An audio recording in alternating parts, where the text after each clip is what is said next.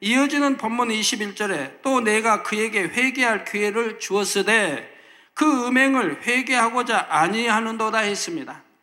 사람이 하나님 앞에 죄를 짓고 잘못을 했을 때 즉시로 징계가 임하는 것은 아닙니다.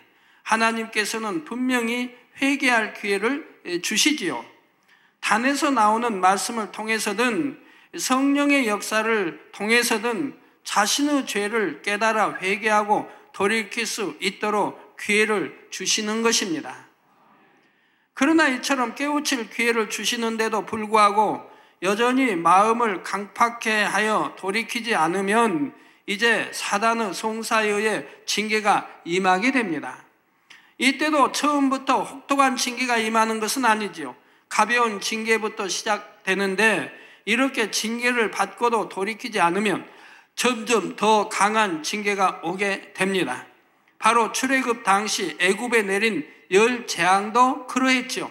처음에는 애굽 전역의 하수가 피로 변하여 물을 마실 수 없게 되었고 온 천지와 집안과 심지어 음식 그릇 안에까지 개구리가 들끓는 재앙이 임하기도 했습니다.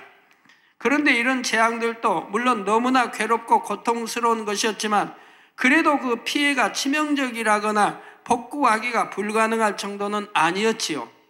그러니 이 정도에서 바로왕이 돌이켰다면 좋았을 텐데 그는 재앙이 창궐하면 잠시 돌이키는 듯 하다가 재앙이 거두어지면 다시 하나님의 뜻을 거역함으로 점차 더 큰 재앙을 당하게 됩니다. 독종이나 악질 등 질병의 재앙을 맞기도 하고 우박의 재앙과 메뚜기의 재앙을 당함으로 재산에도 치명적인 손실을 입게 되지요. 이런 재앙들을 만나고도 돌이키지 않으니 마침내는 바로왕의 장자로부터 신하와 백성과 종들 심지어 생축에 이르기까지 모든 장자가 죽임을 당합니다. 그리고도 회개하지 않으니 결국 홍해바다 속으로 수장되고 말았지요. 사랑하는 성도 여러분, 잠언 3장 11절에 보면 내 아들아 여호와의 징계를 경히 여기지 말라. 그 꾸지람을 싫어하지 말라.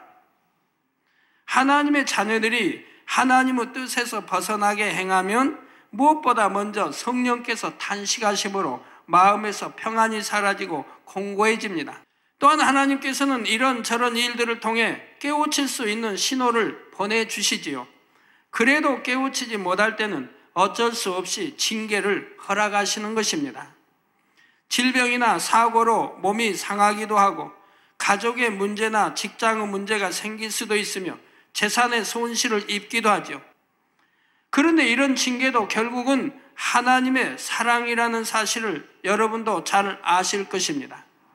징계가 없으면 사생자라고 하신 말씀처럼 여러분이 하나님의 사랑하는 자녀이기에 바른 길로 가서 축복 속에 거하게 하시려고 진리에서 벗어났을 때는 징계도 허락하시는 것이지요. 잘못을 했는데도 징계가 없다면 이는 하나님과 상관이 없는 사람이라는 뜻이니 오히려 이것이 더욱 두렵고 떨리는 일입니다. 따라서 자신의 잘못으로 징계를 받는 경우 두려움으로 낙심하거나 포기하는 것이 아니라 마음 중심에서 감사함으로 받고 신속히 돌이키는 지혜로운 성도님들이 되셔야 할 것입니다.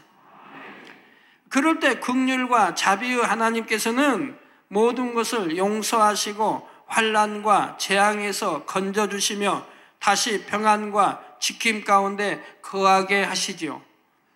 그러나 끝까지 돌이키지 않는 경우에는 결국 이 땅에서도 자신이 행한 대로 거두게 되며 마지막 날에는 영원한 사망의 심판을 받게 됩니다.